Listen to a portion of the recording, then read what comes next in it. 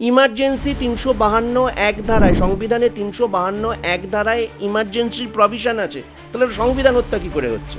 RSS, রাষ্ট্রীয় স্বয়ংসেবক সংঘ শুরুর দিকে ইমার্জেন্সির সমর্থন করেছিল।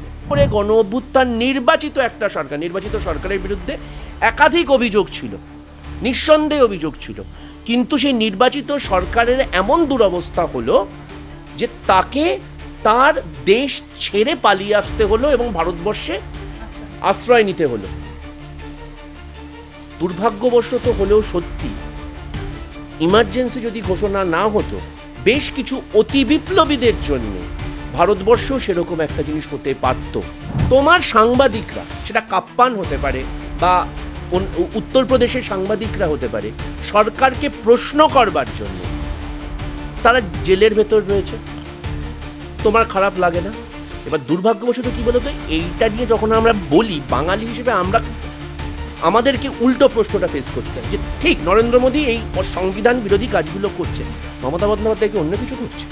চ্যালেঞ্জ নিয়ে বললাম, দেখে নেবেন ৩৫২ ধারায় কি লেখা আছে, এবং লেখা আছে ইন্টারনাল ডিস্টারবেন্স। ১৯৭৮ সালে ইন্টারনাল ডিস্টারবেন্স ক্লজটাকে চেঞ্জ করে মোরারজি দেশাইয়ের সরকার সেটাকে বলে সশস্ত্র অভ্যুত্থান। মোহাম্মদ ইউনুস হচ্ছেন ডোনাল্ড ট্রাম্প বা আমেরিকার বসানো পাপেট, ঠিক সেই জিনিস ভারতবর্ষ হওয়ার সম্ভাবনা তৈরি হলো না, আমরা করতে দিইনি, তাই ভারতবর্ষের গণতন্ত্র আজকে এখানে রয়েছে। ইমার্জেন্সির প্রেক্ষিতে সংবিধান হত্যা দিবসের কোনো ঐতিহাসিক সারবত্তা নেই। আমি আবার বললাম যে সংবিধান হত্যা তখনই হতে পারে যদি অসাংবিধানিক কোনো সিদ্ধান্ত নেওয়া হয়ে থাকে। সেই সময়ের সংবিধানে ৩৫২ ধারায় লেখা ছিল ইমার্জেন্সি রাষ্ট্রপতি কখন লাগু করতে পারে, এবং ভারতবর্ষের আভ্যন্তরীণ পরিস্থিতি সেরকম ছিল। নরেন্দ্র মোদী সরকার বিহারে যেতে পারেন ভোট প্রচারে, বারাসাতে আসতে পারেন ভোট প্রচারে, মণিপুরে যেতে পারেন না।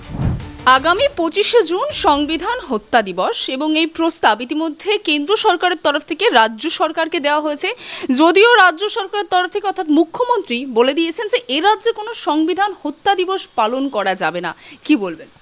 আচ্ছা, প্রথম কথা, সংবিধান হত্যা দিবস ২০২৪ সাল থেকে নরেন্দ্র মোদী সরকারের হঠাৎ ইচ্ছেগুলোর ভেতর একটা ইচ্ছে, এবং সেটা কি না, ইমার্জেন্সি যখন লাগু হয়েছিল ইন্দিরা গান্ধীর সময়, সেই ইমার্জেন্সি লাগু হওয়ার দিনটাকে স্মরণীয় করবার জন্য। আচ্ছা, সংবিধান হত্যা বলতে আমি তোমাকে প্রশ্ন করতে চাইছিলাম, তার মানে সংবিধানে যা লেখা আছে সেটাকে যদি আমি সচেতনভাবে ভায়োলেট করি, তাহলে সেটা সংবিধান হত্যা দিবস।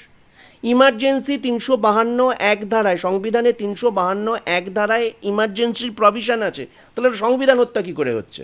এটা তো অসাংবিধানিক কোনো সিদ্ধান্ত নয়। এবং ১৯৭৮ সালে সংবিধান সংশোধনের আগে পর্যন্ত, মানে যখন মোরারজি দেশাই এসে সংবিধান সংশোধন করছেন, তার আগে পর্যন্ত ইমার্জেন্সির ক্লজে কী লেখা ছিল?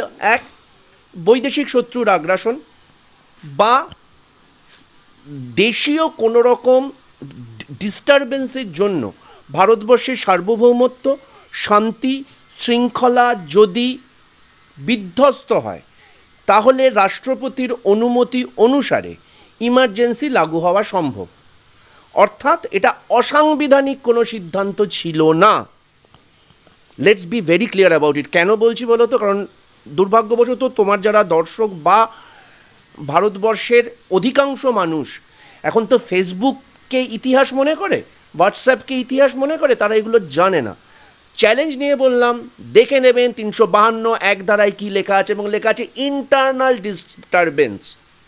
১৯৭৮ সালে ইন্টারনাল ডিস্টারবেন্স ক্লজটাকে চেঞ্জ করে মোরারজি দেশাইয়ের সরকার সেটাকে বলে সশস্ত্র অভ্যুত্থান। এইটা ছিল পার্থক্য। এবার আমি যদি ইতিহাসটাকে দেখি, অত দূর যেতে হবে না। গত কয়েক মাস আগে আমরা বাংলাদেশে কি হয়েছে আমরা দেখেছি। বাংলাদেশে কি দেখেছি? হঠাৎ করে গণ অভ্যুত্থান নির্বাচিত একটা সরকার, নির্বাচিত সরকারের বিরুদ্ধে একাধিক অভিযোগ ছিল, নিঃসন্দেহে অভিযোগ ছিল, কিন্তু সেই নির্বাচিত সরকারের এমন দুরবস্থা হলো যে তাকে তার দেশ ছেড়ে পালিয়ে আসতে হলো এবং ভারতবর্ষে আশ্রয় নিতে হলো। দুর্ভাগ্যবশত হলেও সত্যি, ইমার্জেন্সি যদি ঘোষণা না হতো, বেশ কিছু অতি বিপ্লবীদের জন্যে ভারতবর্ষও সেরকম একটা জিনিস হতে পারত। আজকে যখন আমি আর তুমি আলোচনা করছি ভারতবর্ষের সরকার দুভাবে পরিবর্তন হয়, এক 355 বা 356 ধারার মাধ্যমে রাষ্ট্রপতি শাসন অথবা নির্বাচনের মাধ্যমে। ইমার্জেন্সি লাগু না হলে ভারতবর্ষের 70 বছরের গণতন্ত্রে দুর্ভাগ্যবশত একটা কালো ছিটে পড়তো। যারা এটা শুনছেন তাদের কাছে জোর গলায় বলে গেলাম, ইমার্জেন্সি সেই সময়ের সময়োচিত ছিল। হ্যাঁ, ইমার্জেন্সি সময় নেওয়া বেশ কিছু সিদ্ধান্ত হয়তো না নিলেও চলতো। আমরা জানি বারংবারই যখন এমার্জেন্সির মানে বিষয়ে কথা ওঠে সেক্ষেত্রে সর্বত্র কংগ্রেস পাশাপাশি ইন্দিরা গান্ধীকে এই বিষয় নিয়ে কটাক্ষ করা হয়। হ্যাঁ, এক্স্যাক্টলি, কটাক্ষ যে করা হয়। এক নম্বর হচ্ছে ইতিহাস খুব নির্মম। সেখানে দাঁড়িয়ে নিজে একজন কংগ্রেসের সাধারণ কর্মী হওয়া সত্ত্বেও গণতন্ত্রপ্রেমী মানুষ হিসেবে ইমার্জেন্সির সময়ের বেশ কিছু সিদ্ধান্ত হয়তো পুনর্মূল্যায়ন করা উচিত, কিন্তু তার মানে এই নয় যে ইমার্জেন্সিটা ভুল ছিল বা ইমার্জেন্সির সময়চ্যুত ছিল না। আমি আবার বলছি, সেই সময় ইমার্জেন্সি না হলে, কারণ তারপরেও আমরা কেজিবির ফাইল দেখেছি এবং আমরা জানি যে সিআইএর সুবাদে ভারতবর্ষের নির্বাচিত সরকারকে বিধ্বস্ত করবার কী পরিমাণ ষড়যন্ত্র হয়েছিল। এবং আমরা সবাই জানি যে রিচার্ড নিক্সনের নেতৃত্বাধীন আমেরিকান সরকারের মুখে ঝামা ঘষে দেওয়ার জন্যে, কারণ তুমি জানো যে বাংলাদেশের মুক্তিযুদ্ধে যখন পাকিস্তানকে দ্বিখণ্ডিত করছে, রিচার্ড নিক্সন বা হেনরি কিসিঞ্জার খুব একটা খুশি হননি। তারা প্রতিশোধ নিতে চেয়েছিল। ঠিক যেরকম এখন অনেকগুলো তত্ত্বের ভেতর একটা তত্ত্ব বেরোচ্ছে, মোহাম্মদ ইউনুস হচ্ছেন ডোনাল্ড ট্রাম্প বা আমেরিকার বসানো পাপেট। ঠিক সেই জিনিস ভারতবর্ষ হওয়ার সম্ভাবনা তৈরি হতো না, আমরা করতে দিইনি, তাই ভারতবর্ষের গণতন্ত্র আজকে এখানে রয়েছে। দুর্ভাগ্যটা কোথায় বলো তো? এই যে বললাম যে ফেসবুক এবং হোয়াটসঅ্যাপের মাধ্যমে আজকে মানুষ ইতিহাস পড়ে। যে বিজেপি আজকে এই ইমার্জেন্সির সমালোচনা করছে, সেই সময়ে দাঁড়িয়ে, let me be very candid, তখন তো বিজেপি ছিল না। বিজেপির জন্ম হয়েছে 1980 সালে। তখন জনসংঘ ছিল এবং ছিল আরএসএস, রাষ্ট্রীয় স্বয়ংসেবক সংঘ। রাষ্ট্রীয় স্বয়ংসেবক সংঘ শুরুর দিকে ইমার্জেন্সির সমর্থন করেছিল। কেন সমর্থন করেছিল? কারণ তারা মনে করেছিল ভারতবর্ষের সার্বভৌমত্বের ক্ষেত্রে, সার্বভৌমত্ব রক্ষার ক্ষেত্রে ইমার্জেন্সি একটা সময়োচিত ঘটনা। তার পরবর্তীকালে আরএসএসের বেশ কিছু সন্দেহজনক কার্যকলাপের জন্য আরএসএস ব্যান হয়, সেটা অন্য প্রশ্ন। এবার অমিত শাহ বলো, নরেন্দ্র মোদী বলে, যে অমিত শাহ বলে যে আর কিছুদিন বাদে ইংরেজি বলবার জন্য তুমি লজ্জিত হবে, সে যে ইতিহাস পড়বে না, কারণ অধিকাংশ ইতিহাস ইংরেজিতে লেখা। এবার তারা তো ইংরেজি পড়বে না। দেখো, গুজরাটি ভাষায় ইতিহাস লেখা হয়নি আনফর্চুনেটলি। এবার ওই কারণে ওনার অশিক্ষাটা হচ্ছে গিয়ে প্রাসাদোপম। আমার অবাক লাগে, আমি শুভেন্দু অধিকারীর কাছ থেকে কিছু এক্সপেকটেশন রাখি না, ও আরেকটা অশিক্ষিত। সুকান্ত মজুমদার প্রাক্তন অধ্যাপক একজন, তার তো মিনিমাম শিক্ষা থাকার প্রয়োজন। তিনি কি করে করেন? এবার তুমি যে বাংলার পরিপ্রেক্ষিতে বলছো যে সংবিধান হত্যা দিবস, মানে এটা নিয়ে আপনাদের কি প্রতিক্রিয়া? যে বাংলা থেকে বলা হয়েছে, মুখ্যমন্ত্রী বলেছেন যে এই রাজ্যে সংবিধান হত্যা দিবস, মানে দেখো, সংবিধান হত্যা দিবস ইমার্জেন্সির প্রেক্ষিতে সংবিধান হত্যা দিবসের কোনো ঐতিহাসিক সারবত্তা নেই। আমি আবার বললাম যে সংবিধান হত্যা তখনই হতে পারে যদি অসাংবিধানিক কোনো সিদ্ধান্ত নেওয়া হয়ে থাকে। সেই সময়ের সংবিধানে 352 এক ধারায় লেখা ছিল ইমার্জেন্সি রাষ্ট্রপতি কখন লাগু করতে পারে, এবং ভারতবর্ষের আভ্যন্তরীণ পরিস্থিতি সেরকম ছিল। অর্থাৎ ইমার্জেন্সি সময়চ্যুত, ইমার্জেন্সি সংবিধান বিরোধী ছিল না।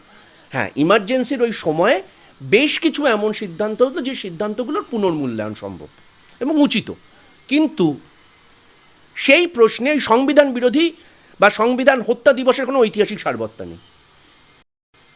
মমতা বন্দ্যোপাধ্যায়ের ক্ষেত্রে একটা বক্তব্য, হ্যাঁ, মমতা বন্দ্যোপাধ্যায় বেশ কিছু অসাংবিধানিক কাজ করেছেন। মমতা বন্দ্যোপাধ্যায় বলো বা নরেন্দ্র মোদী সরকার বলো, আচ্ছা নরেন্দ্র মোদী সরকার, তোমাকে প্রশ্ন করছি, তুমি তো বৃহত্তর সাংবাদিক সমাজের প্রতিনিধি, তুমি নিজে একজন মহিলা। মণিপুরে যে ঘটনাটা ঘটছে, তোমার মেয়ে হিসেবে রাগ হচ্ছে না? তোমার রাগ হচ্ছে না যে এখানে সংবিধান হত্যা হচ্ছে কিনা? নরেন্দ্র মোদী সরকার বিহারে যেতে পারেন ভোট প্রচারে, বারাসাতে আসতে পারেন ভোট প্রচারে, মণিপুরে যেতে পারেন না। মণিপুর ভারতবর্ষের ভেতর নয়। নরেন্দ্র মোদী সরকার যে পুঞ্চে গোলাগুলিটা হলো, যে সর্বদলীয় বৈঠকে যোগদান করবেন বলে উনি মধ্যপ্রাচ্য থেকে তার সফর কাটছাট করে চলে গেলেন, সেই সর্বদলীয় বৈঠকে উনি থাকলেন না। তোমার সাংবাদিকরা, সেটা কাপ্পান হতে পারে বা উত্তরপ্রদেশের সাংবাদিকরা হতে পারে সরকারকে প্রশ্ন করবার জন্যে তারা জেলের ভেতর রয়েছে, তোমার খারাপ লাগে না? এবার দুর্ভাগ্যবশত কী বলতো, এইটা নিয়ে যখন আমরা বলি বাঙালি হিসেবে আমাদেরকে উল্টো প্রশ্নটা ফেস করতে হয় যে ঠিক নরেন্দ্র মোদী এই সংবিধান বিরোধী কাজগুলো করছে, মমতা বন্দ্যোপাধ্যায় কি অন্য কিছু করছে? আমি যেহেতু অন্য একটা চ্যানেলে আছি সেই কারণে সেই চ্যানেলের নাম দেবো না, হ্যাঁ, বিজেপির পেরোলে থাকা একটা সর্বভারতীয় চ্যানেল, তার যে বাংলা কাউন্টার পার্ট, আমি তাদের বক্তব্যের সঙ্গে সহমত নই, কিন্তু তার একজন সাংবাদিক আছে, সে অবশ্যই পেটোয়া, তাকে আমরা বয়কট করতে পারি, কিন্তু তার একজন সংবাদ প্রতিনিধিকে আমি গ্রেফতার করতে পারি না।